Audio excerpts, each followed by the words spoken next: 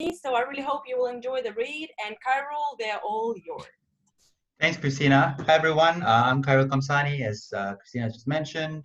And thank you for joining us. Okay, we have 2 more people coming in. Let's just let them in. 3 more people coming in. Okay. Hi, everyone. Thanks again for coming, and really glad to see you to share these works with you. I had the privilege of working with these 3 playwrights on their first play ever. And I really look at myself as kind of like a guide in the process of writing. I really stay away from calling myself their mentor, their guru. I think they can attest to that. I don't hold their hand in this writing process. And I think that is, for me, the best way to learn is to try it yourself, struggle through it, keep writing and rewriting. And I think that's the best way to learn for any craft. So that was kind of the process that I took them through the past month or so. We've been giving each other feedback. They've had actors read their scripts with them so they can continue polishing their script. And today as well, it's still part of that process. I mean, we never stop learning as artists. So even from today, just the process of putting this play out for all of you is for them to learn how to take pressure, how to get feedback from you, and how to work with the feedback that they can get from you after the play read. So the course outline, the course outline, I kind of just worked with them by talking to them about very loose structure ideas for plays that exist, and they chose the kind of subject matter that they wanted to talk about in their work, and I just let them run with it. There have been some points where they've changed their minds on what they want to write. So what you hear today might not be the first draft, which is always a good thing. Some housekeeping things is, please do mute your microphone and even possibly disable your video when we're doing a read of a play so that we don't distract the actors while they're performing. I will only admit more participants at the end of each read so that we don't get any interruptions.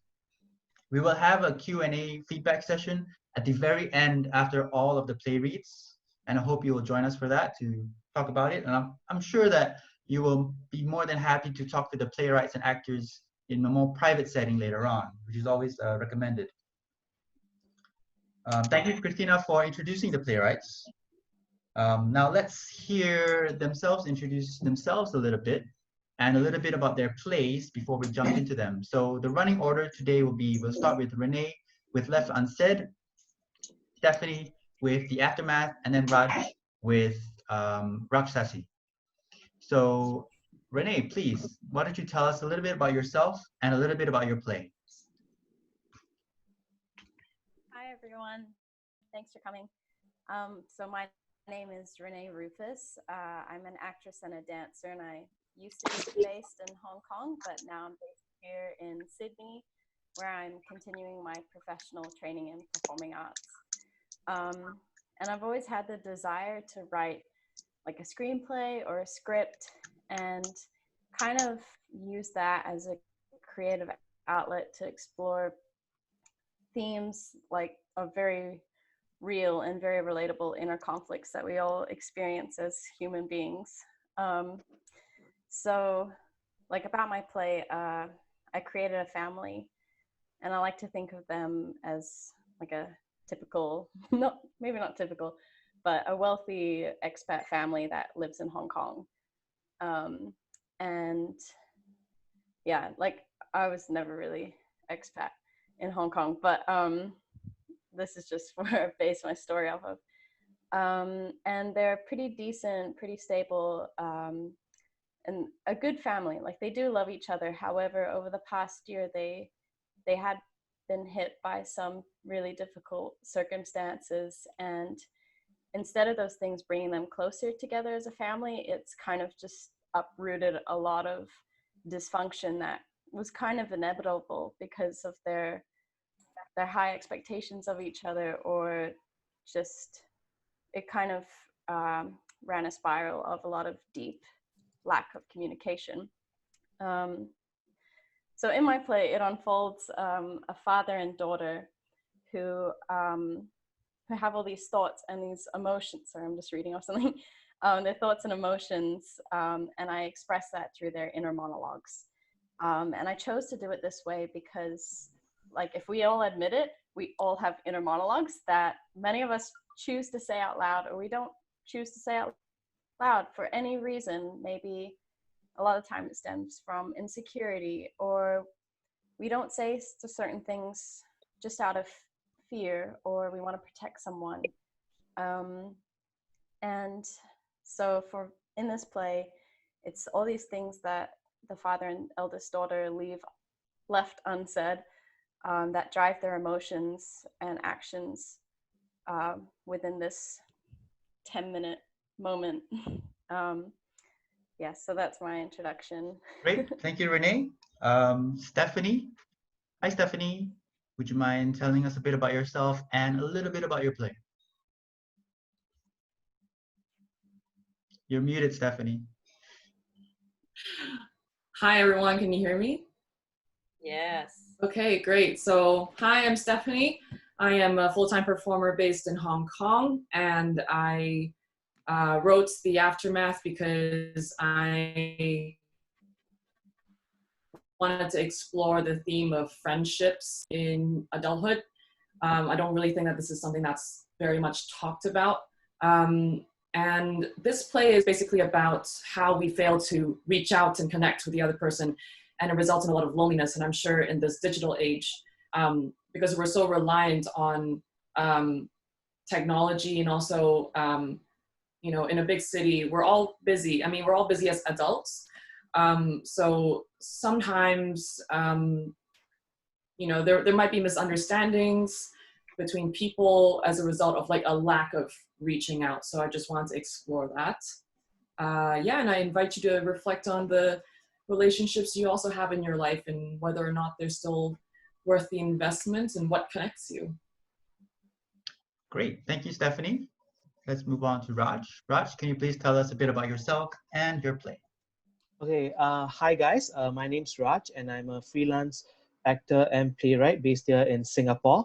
Normally the kind of stuff I write, it's normally very personal, intimate, and I always try to look more closely at the kind of human condition that we are in today, or I myself experience. And also more importantly, I stand for representation of my community and background that I come from, and I feel very strongly about that. So normally I write about those issues that's closely related to the place that I come from or belong to as well.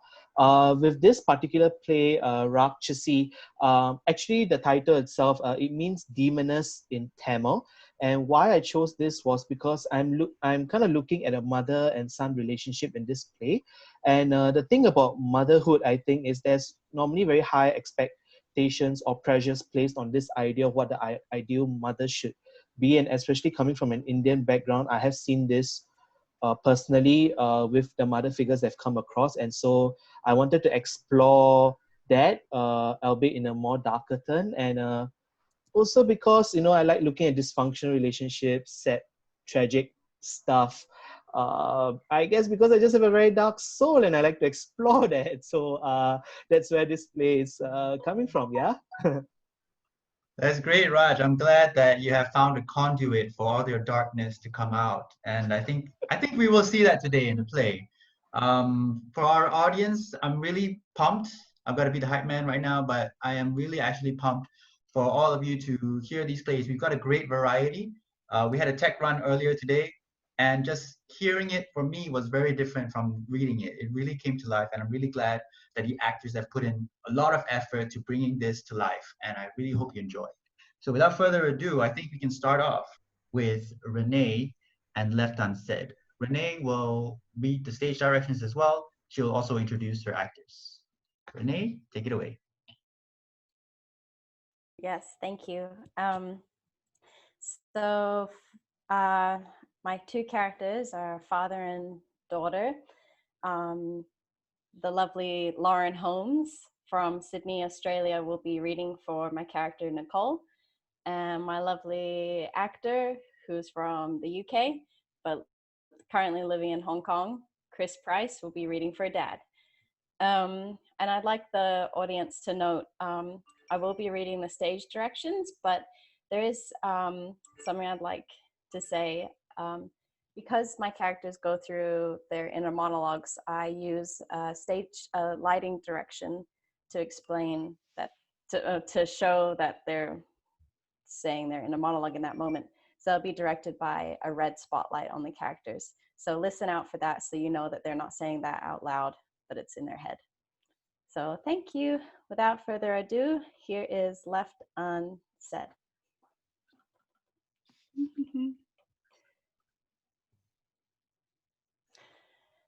Bedroom.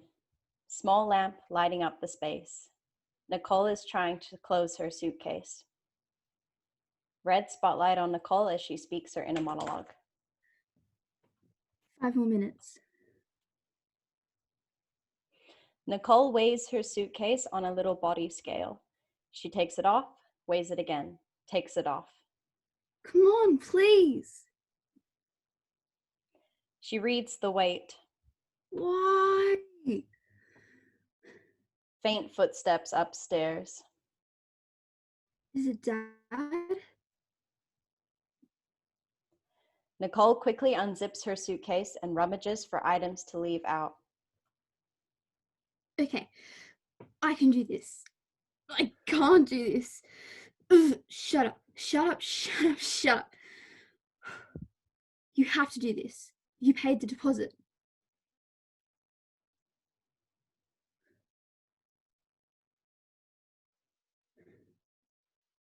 Nicole? Steps getting louder. Fuck. Dad barely knocks. Nicole turns the lamp off as Dad opens the bedroom door. He slaps the light on. Stage lights up. Nicole, it's 4 a.m. Where are you going? The airport. What? Listen, that uni I applied to had an opening. What? The one in Melbourne?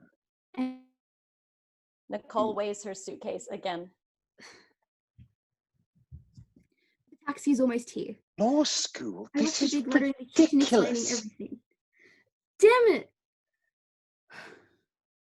The suitcase is still too heavy. Nicole frantically takes out random clothes and books. They called me yesterday. There was no time to talk about it. Bullshit. You know my answer is still no. Why? I'm going to pay for it all. I saved for You're it all. gonna cancel your flight. I can't.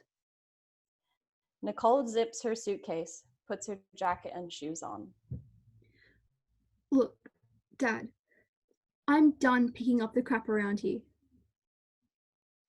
Lights dim. Red spotlight on Dad. Oh, your life is so hard. Fuck. Yeah, this year has taken its toll on all of us, but so I raised you better. Show some humility. I mean, fucking hell, if anyone has picked up the crap around here, it's me. I lose sleep. I calm her down. I battle the demons she never fucking dealt with. Me.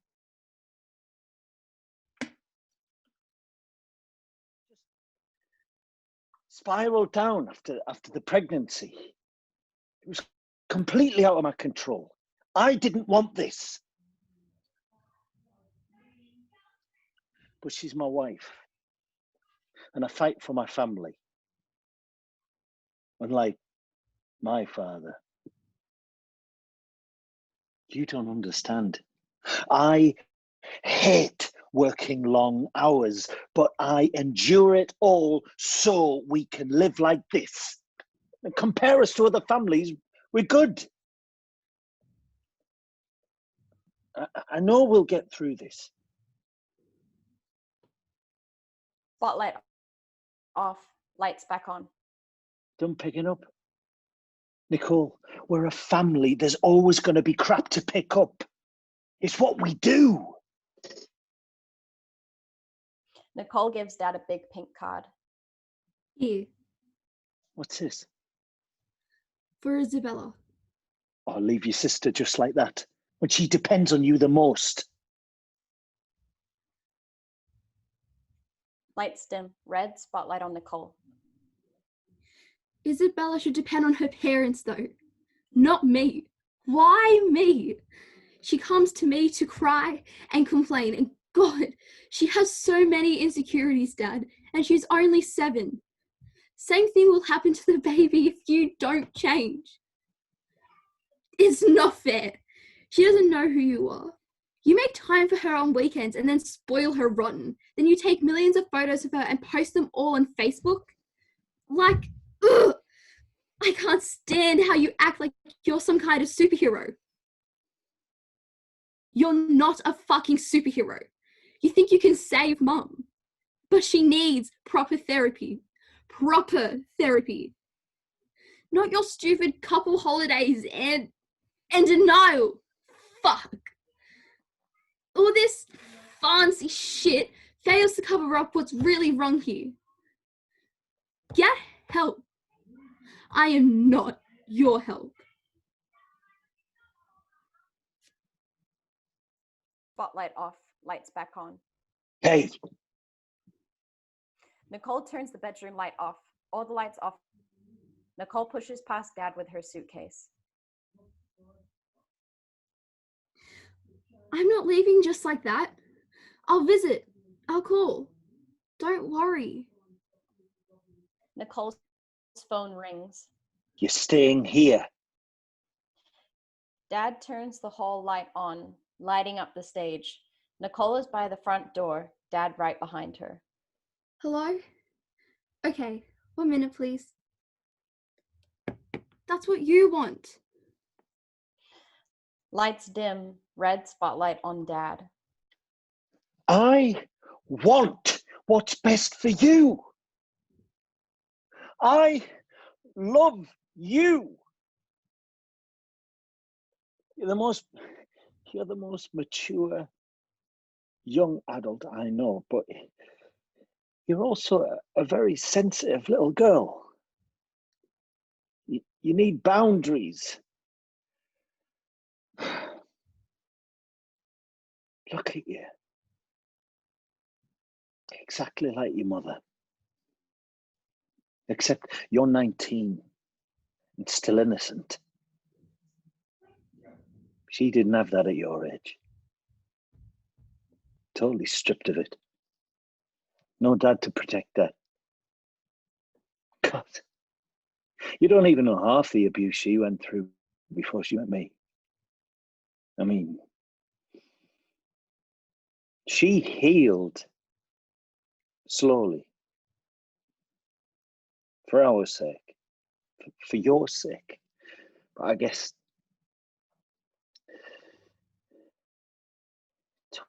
20-year-old band-aids don't heal anything. 43 years old. Given every opportunity to be happy. But still she can't.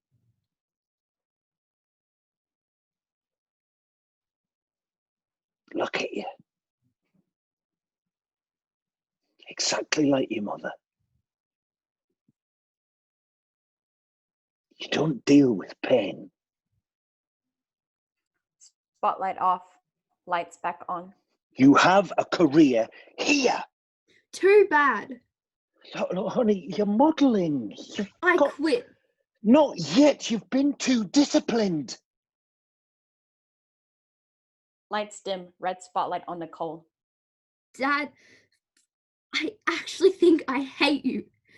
You're so blind. You're so blind.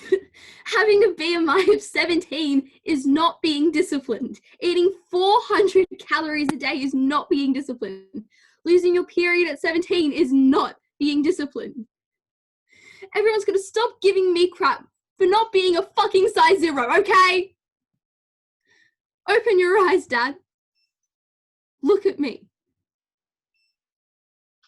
Spotlight off, lights back on.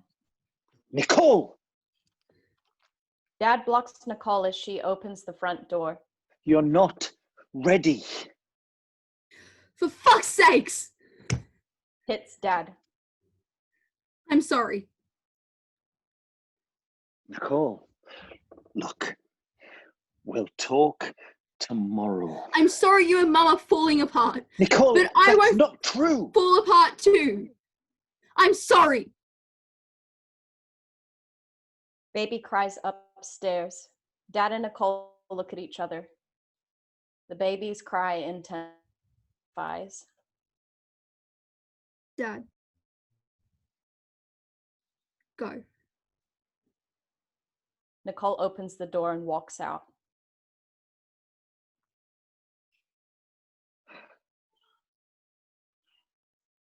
Go on, Nicole. Nicole abruptly turns around. What? Lights black out.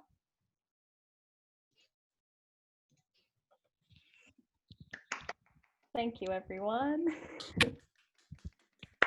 Well Well done. done, well done. Thank you. Thank you, Lauren and Chris. Thank you, Renee.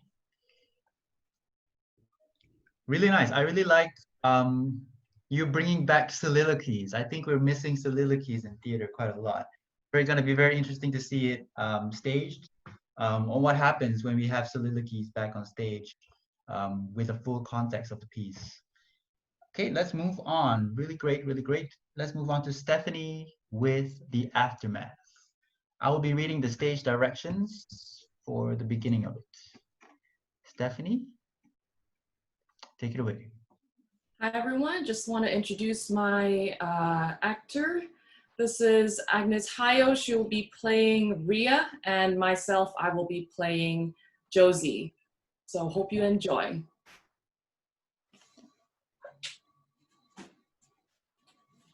The Aftermath, a one-act play by Stephanie Renee Lau.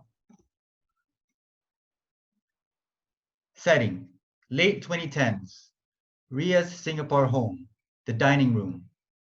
The last day of Josie's Singapore trip. Setup, one oblong table with tablecloth center stage with 2 chairs at each end. Nighttime, entering into Monday morning. Ria is finishing up her dissertation on her laptop at the dining room table with a glass of water, some nibbles, and an open textbook and notes. She is clearly frustrated. Josie bangs on the door off stage. It is her last night in Singapore and she can't let herself in. She has had a few drinks.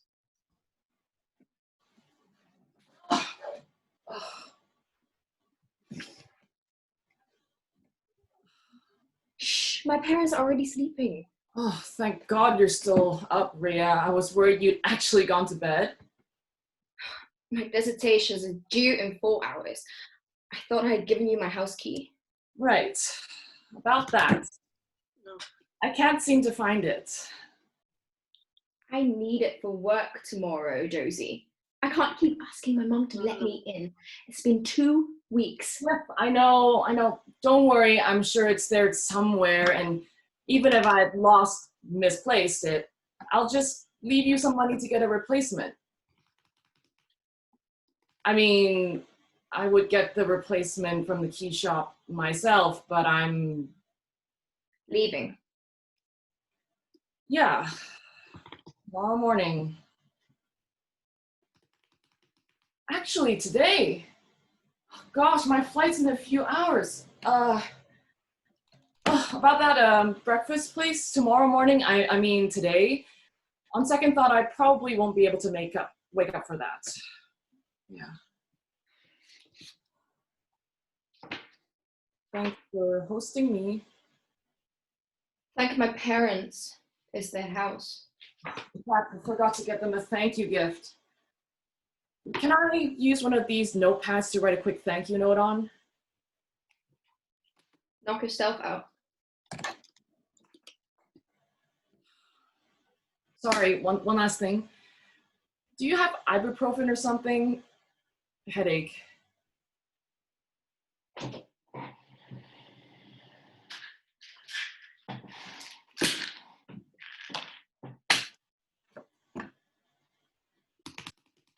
Ria, I can tell you're upset, but you're being kind of dramatic right now. You keep doing this, Josie. Do you realize? Look, I didn't ask you to show me around Singapore. I just said I'd like to check out that breakfast place sometime. No big deal if not. And you said before I left Hong Kong that you wish we would actually hang out outside of work. There. That was like a year ago. Okay, yeah, sorry, I did say that. I still meant it. And I meant it too when I said you could stay with me when you visit Singapore.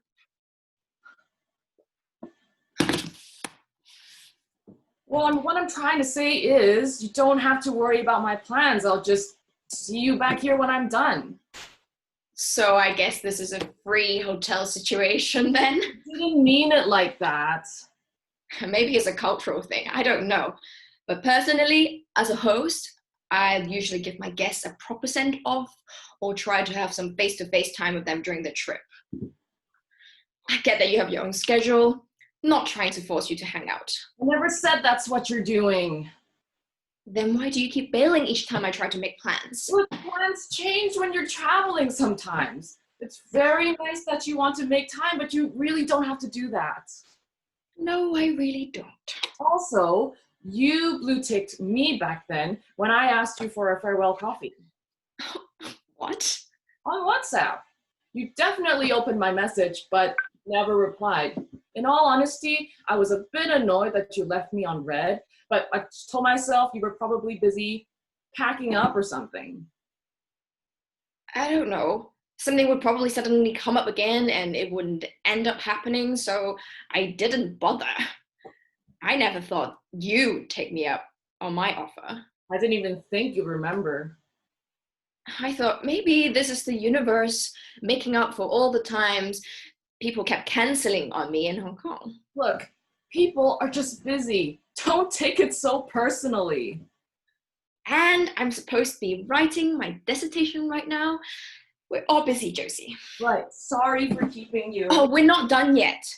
In case you haven't realized, when people try to make time for you, try to follow through for once. Well, if I'm so inconsiderate, then why do you even want to be friends with me in the first place? We didn't even work in the same department.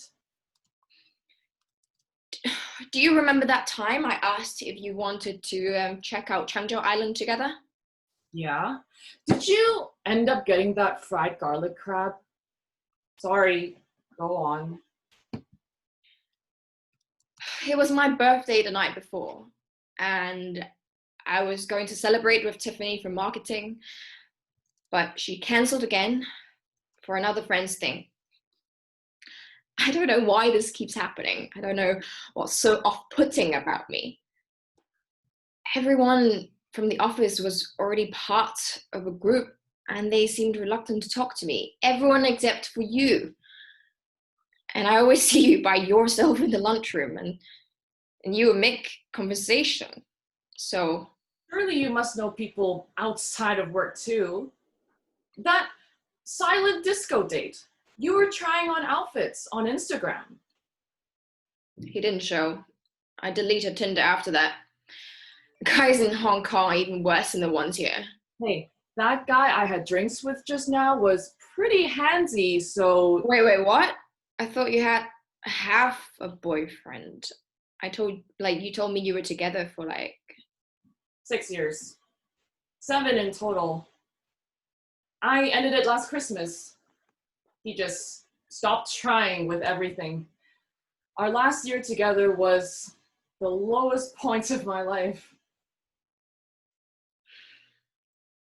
I didn't know about that. I'm sorry. Well, it was awkward enough you overheard me fight with him in the lunchroom. It sounded like both of us could use a friend. Yeah. Then why did you keep canceling on me? Look, that time in particular with Changzhou Island, I fought with my ex at my nephew's birthday party, and then my mom yelled at me, and then my friend wasn't free to talk, and then I got a headache and I didn't feel like going outside after. I know. It's all excuses. It doesn't change a thing. Bad timing, I guess. Again and again, though. Ria, why do you even care if we hung out or not? Clearly, I was being selfish. Still am, I suppose. I still wanted to try, maybe not with you in particular, but I didn't want to give up so quickly. With Hong Kong, I mean. I've lived here all my life and had the same group of friends. So I jumped at the chance when Wimina and Bird was hiring overseas. I just didn't think finding friends would be this hard. The fact is, big cities are like that. Hong Kong especially. I see why you blue ticked me now, but you also ring checked me for your Tinder date. Then why did you bother asking for a farewell coffee? I suppose I'd wanted to try too. I mean, our lunchroom conversations were brief, but you seemed genuine, unlike the rest of the office. And I also thought that you should have a proper send-off for my city. Hey, look, I really do appreciate you hosting me, especially with your online masters and everything. It's fine. No, it was a lot on your plate. You could have said no, I would have just booked a hotel. I'm not proud of saying this, but you're not the first person I've flaked on. But you are the first person who's called me out on it. Maybe I would have had real friends if I just tried for once. Maybe I wouldn't even have dated my ex in the first place. Anyway, I'm sorry. Thanks. Is it stupid that I didn't What?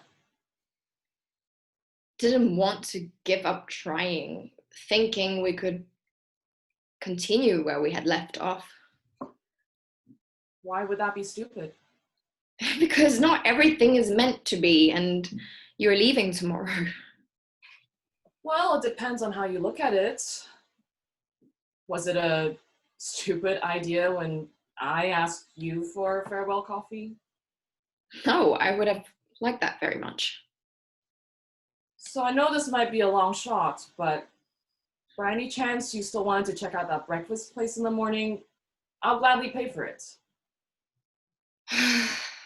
I don't know yet. I still got my paper to write. I might not even have time to sleep before work.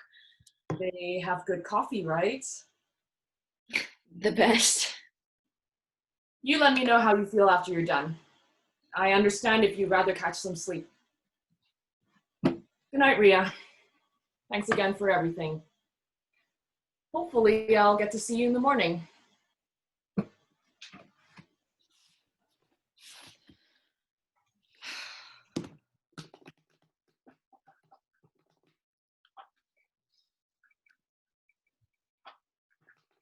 End of play.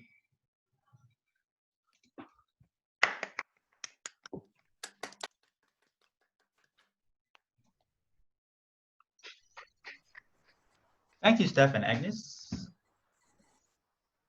Now that play, we can put a hashtag relatable. And I really like how it's really working on calling out ourselves in terms of building relationships and who's responsible for the relationships that we create in our lives. I think that's something that all of us have to think about, especially now when it's in this era of only communicating through digital spaces. I think that's a lot to think about. So thank you for that. Thank you, Rebecca, for joining us. Just so that everyone knows, this is recorded, and Christina will be putting out a link so that if you have missed the first and second play, you can still catch them on, I think, YouTube. You'll be on YouTube. But for now, we're gonna go on with, last but not least, Raj with Raksasi. Raj, will you take it away? I will be reading the stage direction. All right. Thanks, Kai. I now have the privilege of introducing my friends who are fellow actors here in Singapore. Firstly, the lovely Grace Kalesilvi, who will be playing Devaki, the mother. And I also have Akhilesh Dayal, who will be playing Madhav, the son. So thank you, and I hope you enjoy the show. Rakshasi, a 10-minute play by Rajkumar Tyagaras. Light snap on stage to Devaki, who is just starting to cook. She is boiling water in the wok on low heat. There is a plate of ingredients and a tin of ghee on the kitchen countertop, along with some other bottles of spices and herbs, spoons, bowls, and a kitchen towel. There are also some glasses and a jug of water at the corner of the countertop. Devaki looks over at her son, Madhav, who is seated at the dining table. They smile at each other awkwardly as Madhav scrolls through his phone. It's surprising. What is? You cooking in broad daylight? You talk like I never cooked before. It's not like you were cooking much before. Well, I had some time to kill. So I thought I will make your favorite dessert, kesari, with lots of ghee, just the way you like it. Aren't you supposed to be busy packing for your big move? Still can find time to call me here, just to watch you cook. I'm done with my packing. Auntie Saro helped me book the coach for tomorrow morning. So I was quite free. Wow. You can hardly wait to go, can you? I have to make the most of my retirement, don't I? Nothing much left for me here anyway. Brief silence. Devaki checks on the boiling water. Madhav gets up from the dining table and walks over to the kitchen countertop, causing Devaki to flinch slightly. Madhav does not notice and stirs the contents of the plate. That's a lot of effort for motherfucking kesari. Hearts that never heal and fester always delight in things bitter. That's what your grandmother used to say. Is this why you call me to leave work early and come here? To start a fight? Can't a mother just miss her son? You can't really miss someone you hardly cared for, Ma. Now who is trying to start a fight here? This was a mistake. I shouldn't have come. Good boys come when their mothers call for them. Your grandmother used to say that about dogs. Also applies to children. I just wanted to cook something for you. Don't know when I'll get to do that again. And I thought it was fitting to make dessert for... The last meal? What? Our last meal together. Before you retire to some god-forsaken Ulu Kampong across the causeway? Isn't that why you're doing all this? Yes. Yes. Why did you leave us? You know what? Some masala tea might be nice. Shall I put the kettle on? Just answer the fucking question, Ma. Why did you leave? Why did you leave me behind with Appa? Devaki regards him momentarily before taking the plate and proceeding to mix the ingredients of the kesari in the boiling water. Madhav moves away slightly and watches Devaki stir the ingredients of the wok.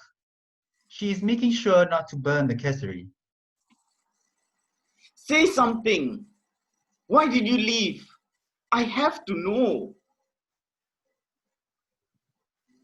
Before you, I had 4 miscarriages. All because of your Appa. So, what does that have to do with anything?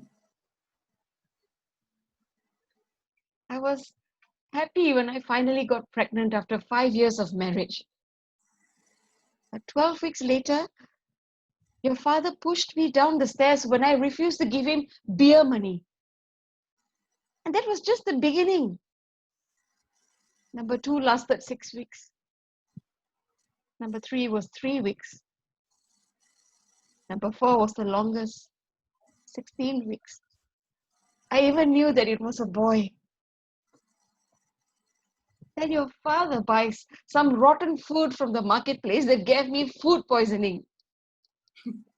Food poisoning. What a stupid way to lose a child. Devaki slaps him and recoils as Madhav raises his hand in anger to retaliate. But he decides not to and puts his hand down. Devaki is close to tears as she watches Madhav nursing his cheek. The kesari is done. Devaki shuts off the stove and scoops the dessert into a serving bowl. Madhav morosely watches as she scoops some of the dessert into 2 smaller bowls and brings them over to the dining table before setting spoons in them. Devaki sits across on one side of the table as she nervously looks on at her son. A moment later, Madhav comes over to the table and sits across her. When you came along, I couldn't believe that you were real until you opened your big mouth and cried for the whole hospital to hear. I went to Saro's place in Johor. I just couldn't be here anymore. How was that my problem? Huh?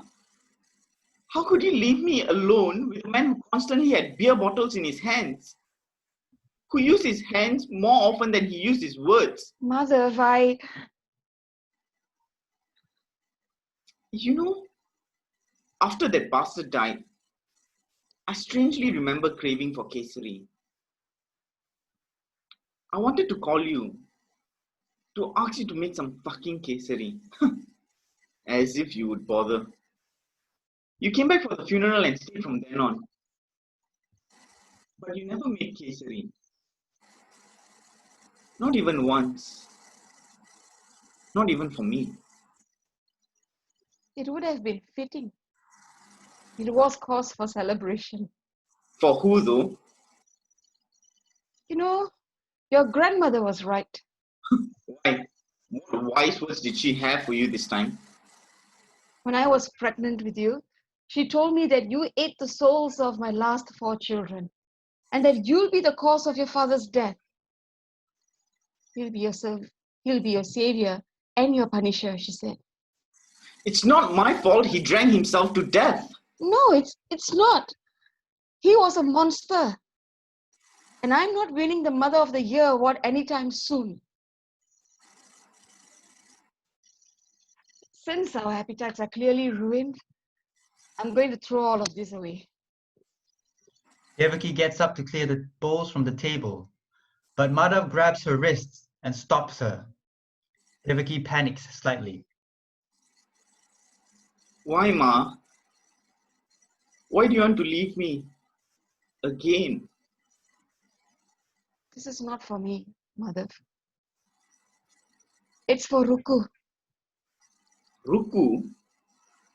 Yes, Ruku. Remember her? Perhaps it's easy to forget your wife when you are too busy being a ladies' man. It's none of your business.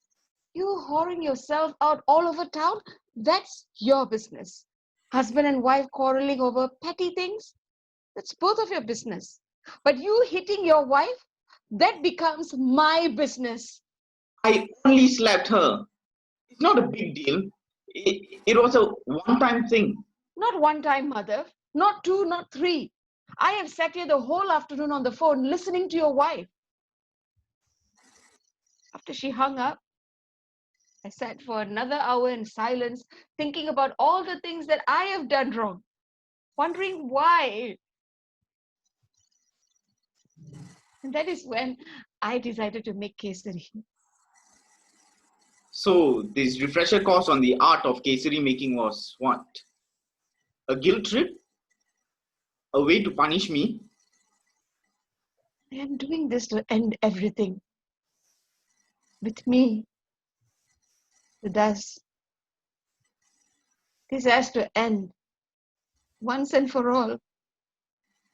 Devaki gets up and proceeds to wash the wok in the sink. Madhav walks over to the kitchen counter and pours himself a glass of water.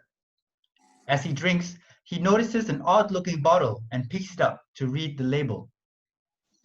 As he questions Devaki about the bottle, he inches closer to her, which makes her alert and hyper-aware of his movement.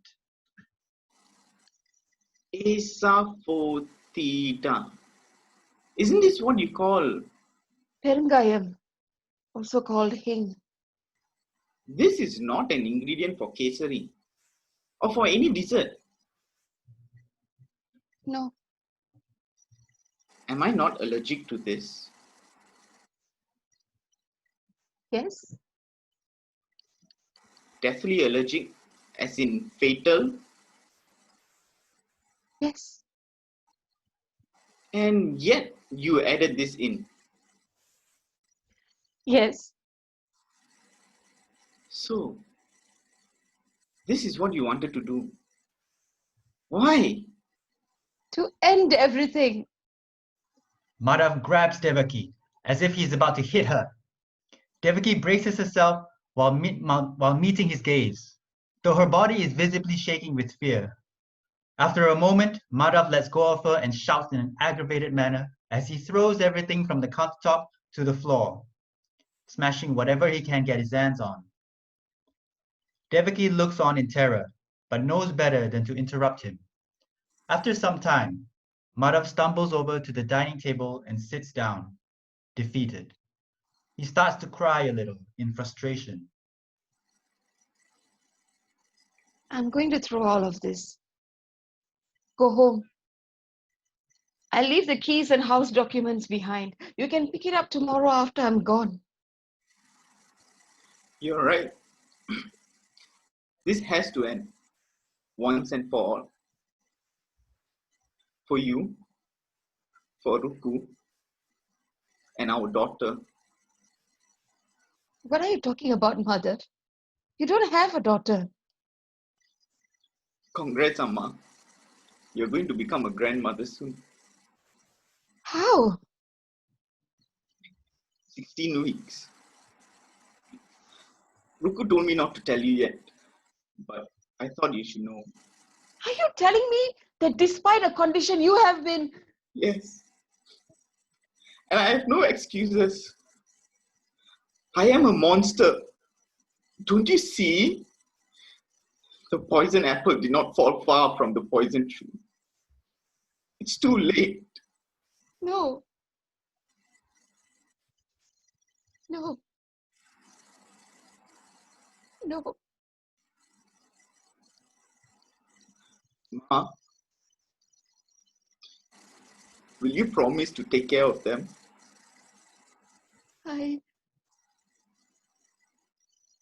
I'll try. I can't make any promises, but I'll try. Devaki sits across from Madhav. She smiles forlornly as he picks up a spoonful of kesari and contemplates eating it. Devaki starts to softly hum a lullaby as she tears up. Lights fade to blackout. End of play.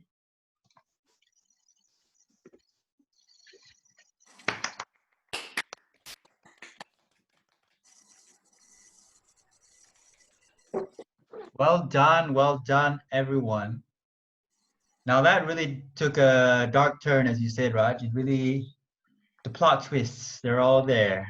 And I think we could see a bit of your black soul.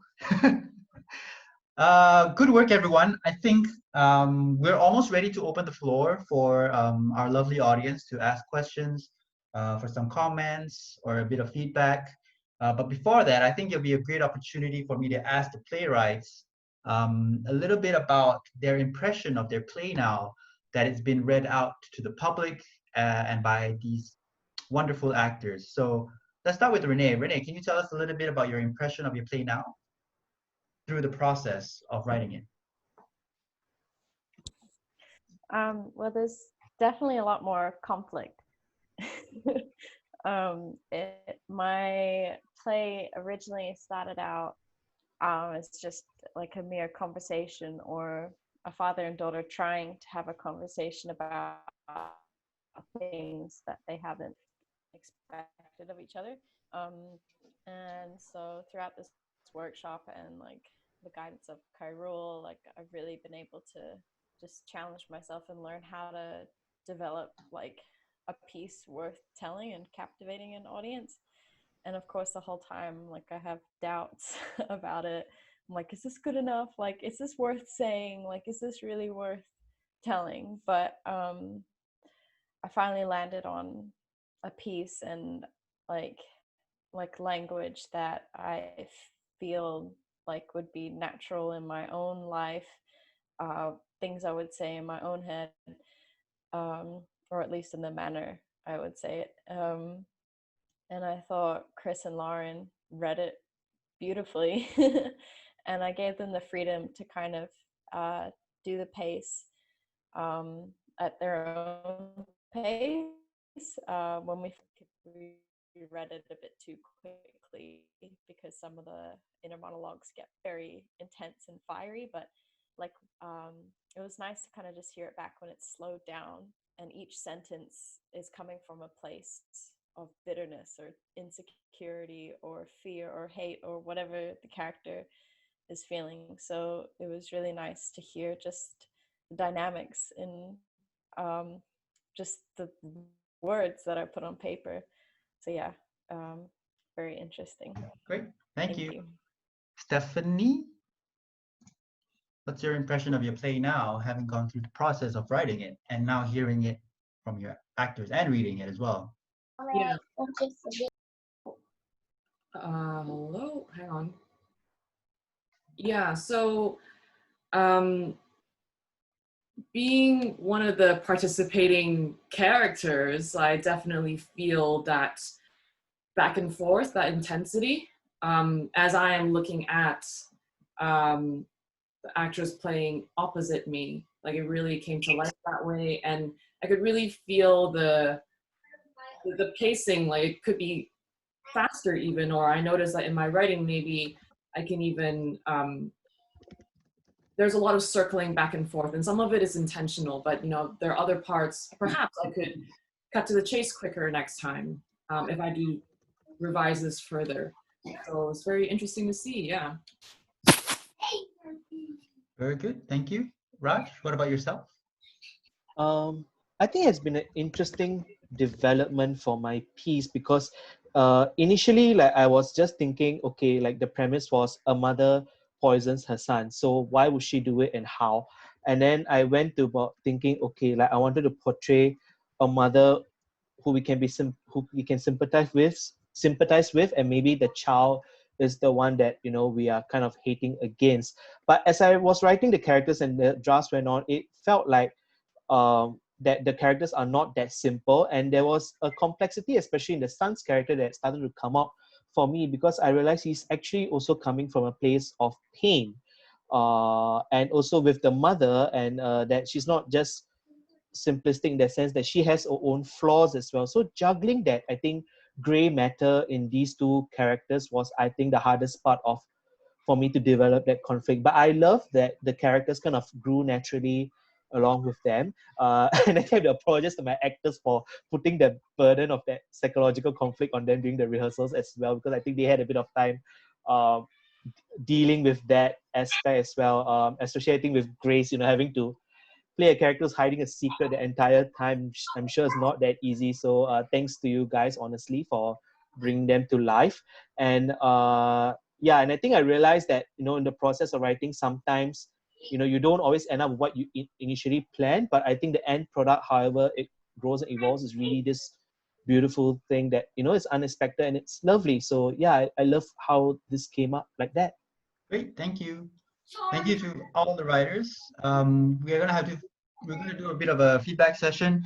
We can do it in two ways. If you would like to say something, you can just jump right in and ask a question directed to the playwrights, the actors, or even myself if you'd like. Or you can type it in the chat box and I'll read it out for the person you want to ask a question to. So let's open it up and let's take it away.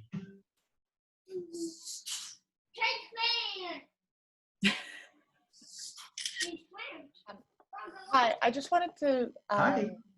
Hey, I've enjoyed all the plays. Thank you for sharing and putting yourself out there. I can't imagine how it feels because I've never tried to write it and share it. I've done a couple of live play readings, and actually something that I've noticed and I quite enjoy when characters are reading it on Zoom or on video is writing your character's name next to your name, so that you don't have to think about it. So you just put like Tara and then slash or dash or whatever, and then your character's name. I just found that helps when watching, because sometimes I was like, oh, somebody was reading the directions and then the characters would come, but I would like, oh, that's the mother, and I have to sort of put that together. Whereas if it's just on the screen, I don't have to overthink. Cool. Thank you just for that. little notes. Yeah. Yeah. Okay, I have a question here from NH. The question is, was the brief to make a whole piece or part of a larger whole? Oh, so I think it's whether these plays stand alone or are they part of something bigger? So I think each of you can answer that. Let's start with Stephanie. You mean these 3 plays together? Like, no, as in like your own play. Is it supposed to be a 10-minute standalone, or are you writing it for something bigger? Mine is a standalone, but I can see this being a one draft out of many, many if I decide to develop it further. The first draft that I actually wrote, it became the backstory for this current thing that you're seeing. So that's why I call it the aftermath, because it's what happened after. So I wrote about the year that Josie and Ria spent working together in Hong Kong. So, you know, maybe the first draft could be, you know, an accumulation of what comes much, much later. Could be like a 1-hour stage show. I don't know, but yeah. Great. What about you, Raj?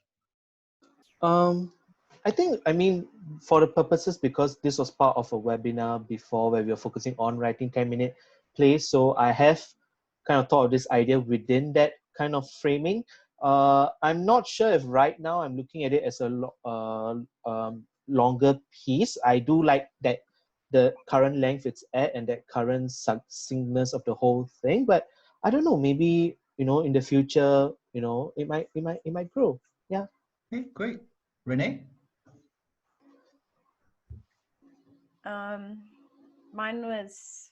My target was 10 minutes because that was initially what I signed up for.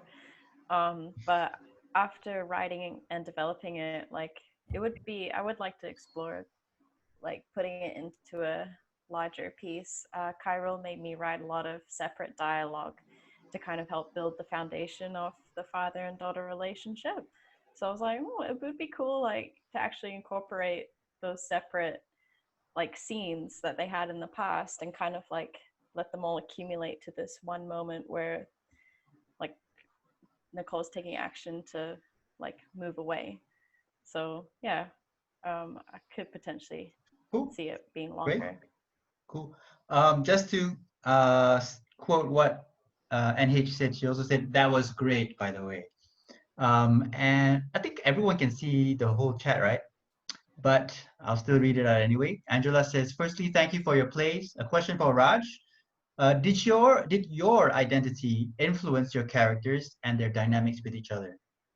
I think definitely, because as I intentionally started writing this play knowing that I will set these characters as Indian characters in that particular Indian family dynamic. So I use what I know from my own background, especially that kind of interaction between mother and son, and the part about her making kesari is, you know, thinking about my own mother making desserts or sweets, and of course putting a dark twist on it in this setting, turning something that is sweet and auspicious into something that's bitter and dark, and, you know, going on this never-ending road of no redemption. Yeah, and also because I think I discover it's one thing to try and write about this in a more universal kind of big picture kind of way, but I think there are certain nuances culturally in different cultures that does add those different elements to the piece, which is why I set it very specifically. I wasn't aiming to be to be too generic, because I thought it wouldn't be relatable. So it's somewhere where I can identify with, but I hope that, people even outside of it can still find certain threads that they can, relate to. So that's how I kind of approach the piece. Yeah, I think the specificity of the cultural landscape that it's put in gives its own social commentary. And of course, that's your exploration as a playwright and artist. You're trying to understand yourself better by putting it out there and seeing it as a reflection. So that's very well done. Thank you. Tara has a question for Renee. How did you do the research for the expat family inspiration?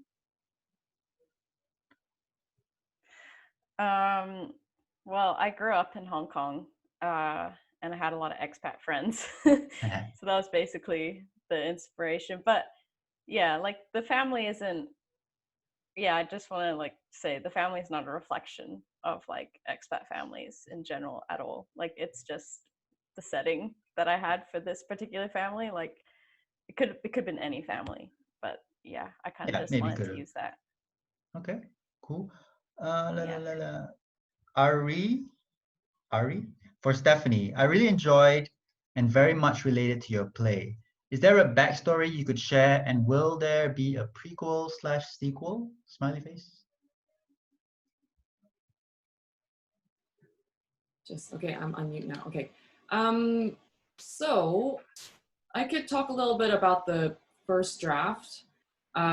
Basically, it's called Displaced, and it kind of focuses on Ria being in Hong Kong, working as an expat, and there are a lot of like WhatsApp conversations and just seeing snippets of how they say like, hey, sorry, I can't make it, sorry, something came up, or like, just whatever lame excuse. And a lot of them scrolling on each other's social media profiles and just like their lives being very separate.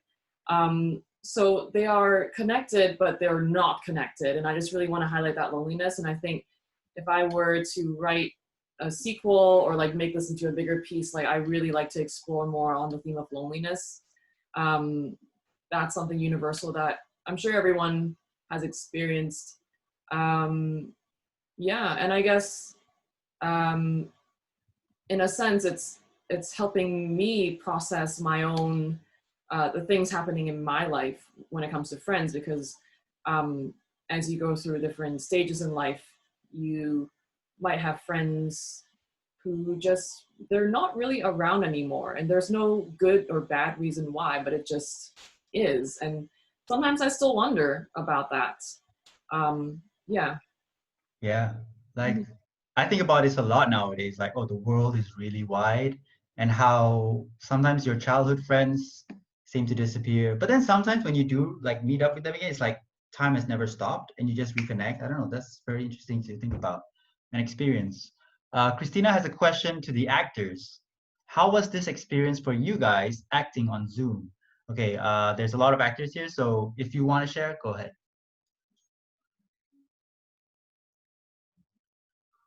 Anyone? Well, I'll go first then. Okay. Hi, Chris here. Yeah, it's good. It's fun. You have to barrel the lens a little bit to really get your point across. And yeah, it's trying to gain a connection. Strange, really, trying to gain a human connection just through a digital platform. But I think something is quite beautiful about it as well, because we've got a series, a wall of faces or names, and we're all the same. And I think that's a very important thing about theatre itself, is that you can be the actor on the stage, but you're still telling the story about you and you and you and you and you. So it's really relatable. And I think that's something that you can really use in this way. Thank you. Anyone else? I can share a little. Yeah, sure. I mean, also like because Stephanie and I are in two different places, and so this experience has really reconnected us again as friends as well. I mean, we've been talking like since I've moved away from Hong Kong. But also like the whole blocking, like me figuring out should I actually get the ibuprofen like from the left or right hand side. It's something that I would not predict as like a struggle for the first 2 rehearsals or 3.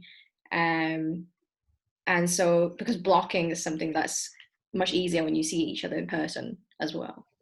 And so the Zoom experience has made me think a little harder on, like, you know, when you actually have a meeting with someone on Zoom, like, you know, there are things that you don't actually see, and it makes me really think about perspectives as well. The mirroring effects that you can have, and like the fact that you can have speaker views versus grid view on Zoom as well. Great, thanks. Any last thoughts from an actor?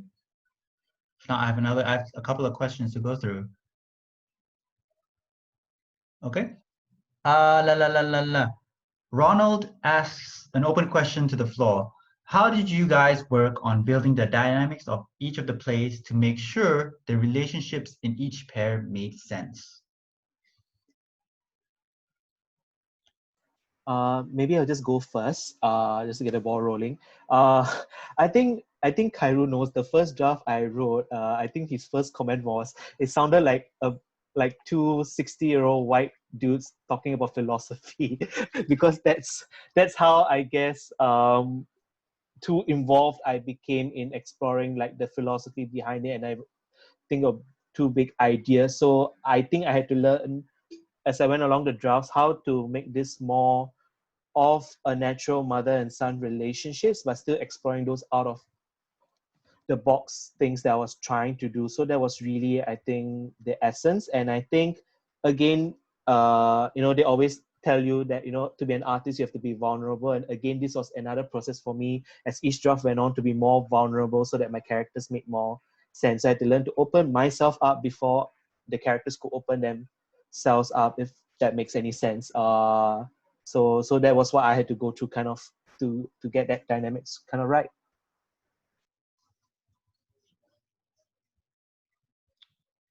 Stephanie or Renee, you want to answer that question? I can go.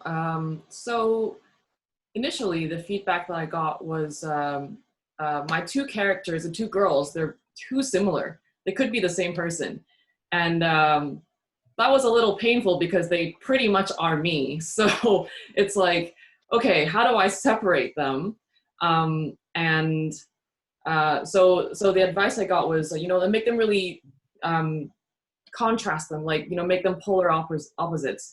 And writing Ria's dialogue was a bit easier, but making Josie a little bit more of a jerk, I suppose. I mean, I don't really see her as a jerk, but, you know, just some people are more removed and they don't think about these things. And I think as, you know, the older you get as well, like sometimes, you know, like there are some people that you don't really care to get to know, and it's not because they're bad people, it's just there's no connection there and there's no need to force it. So I think using that, I tried to develop Josie a little bit more, and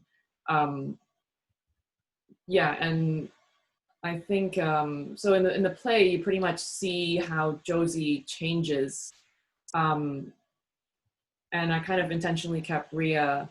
You don't really see the decisions she makes because I think a lot of people would relate with her a lot more. So in a sense, I'd like you guys to make that decision for yourselves.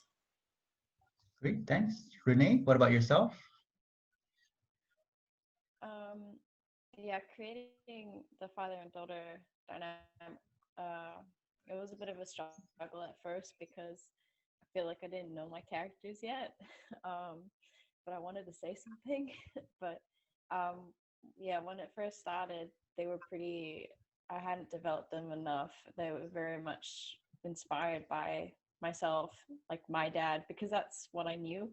But then over time, and as I kind of wrote more backstories and, you know, got down to like the deep like objectives and super objectives of these characters, like what they really want, like what they really like fear and what they really expect and how they see themselves, like that's when they started, like I knew kind of how they would talk to each other or how they wouldn't talk to each other.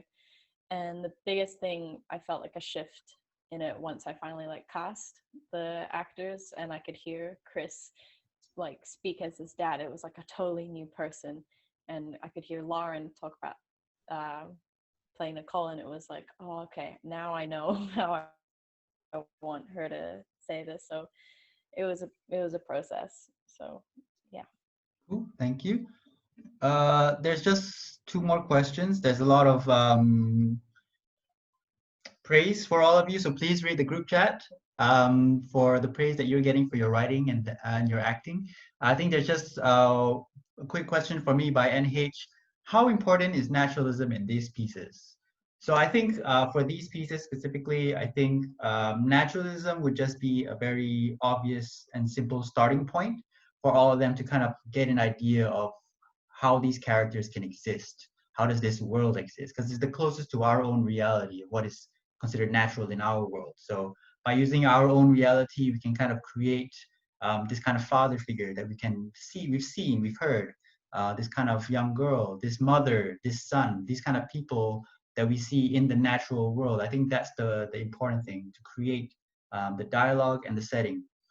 Then I think the next stage then, if they would want to, I think they would have to be in a rehearsal room with the actors and have kind of the theatrical tools to understand how they can take it a step further in the realms of realism or Brechtian theater. I think Renee goes halfway through that by doing the soliloquy, but the characters are making comments about their own existence.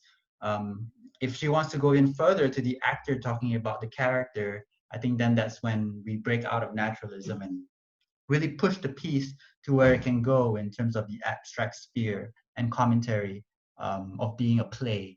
But I think, yeah, naturalism is great as a starting point, as usual. And it's easy for the audience to access, especially on a platform like this. Very quickly, playwrights, pick the character that you particularly relate to. Just give the character, but don't explain it. I think that's very fun.